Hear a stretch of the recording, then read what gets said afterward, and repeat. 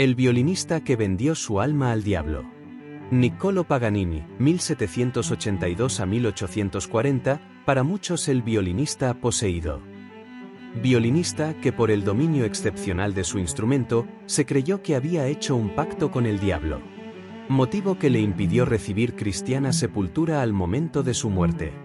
Se considera como el más grande violinista que jamás haya existido. Su violín fue objeto de seducción de los más grandes escenarios europeos, así como la fuente de inspiración de toda una generación de románticos. Liszt, Schumann, Chopin, Brahms, Rachmaninoff, entre otros, hicieron honor a su música con dedicaciones en su nombre.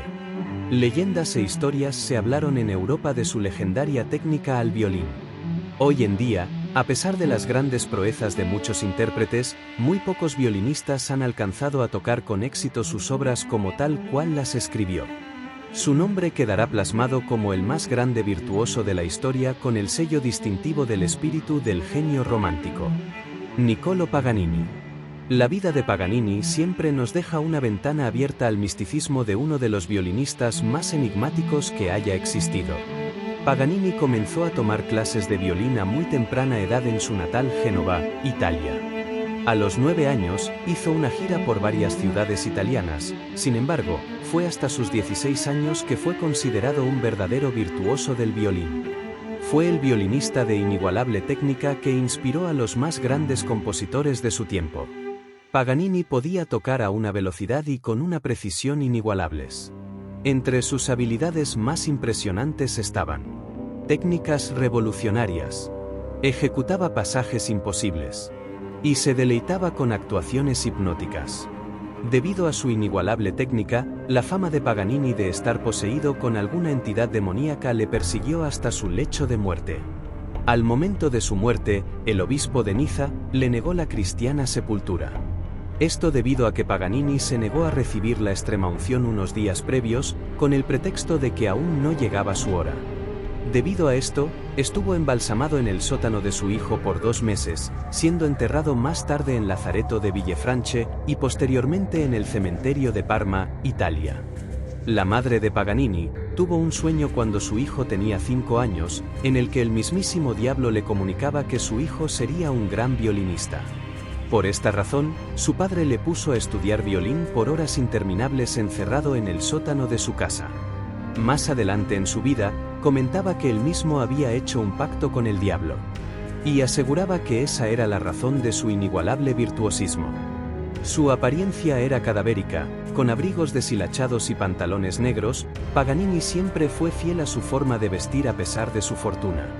Sus contemporáneos lo describen como un ser cadavérico, de rasgos afilados con una prominente nariz. Más tarde en su vida, tomaba un medicamento de mercurio debido a la sífilis que lo aquejaba por varios años. Esto le hizo perder varios dientes y adelgazar considerablemente por múltiples molestias estomacales que sufría. Paganini tenía afición por el juego y la bebida, tanto que llegó a arriesgar su propio violín en varias ocasiones. A pesar de ello, y de su aspecto descuidado, tuvo un gran éxito con las mujeres, tanto que llegó a tener sus saberes sentimentales con una hermana de Napoleón. Paganini tenía algo de diabólico, una habilidad casi sobrenatural. Muy a menudo su violín ya no era un violín. Era una flauta, era la limpísima voz de un canario bien amaestrado, superaba las más incomprensibles dificultades con una facilidad indecible. Padecía síndrome de Ehlers-Danlos, sed, hiperlaxitud articular, piel elástica y fragilidad en los vasos sanguíneos y órganos, lo que pudo haberle causado esa habilidad sobrenatural con el violín. Sus dedos podían estirarse y moverse de manera inusual. Esto explicaría cómo podía tocar pasajes extremadamente rápidos y complicados. Se dice que su piel era pálida y extremadamente delgada, una característica común en el sed. Había hecho un pacto con el diablo, un genio con una condición médica poco común. Con el paso del tiempo, su salud se fue deteriorando lentamente debido a un cáncer de laringe.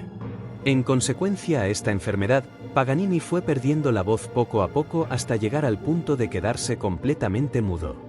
Finalmente, el 27 de mayo de 1840, Paganini falleció a sus 58 años de edad en Niza, Francia. Muchos habitantes que presenciaron el suceso aseguraron que no necesariamente partió al mundo de los muertos, sino aquel en el que hay otra vida después de la muerte por su supuesto pacto con el demonio.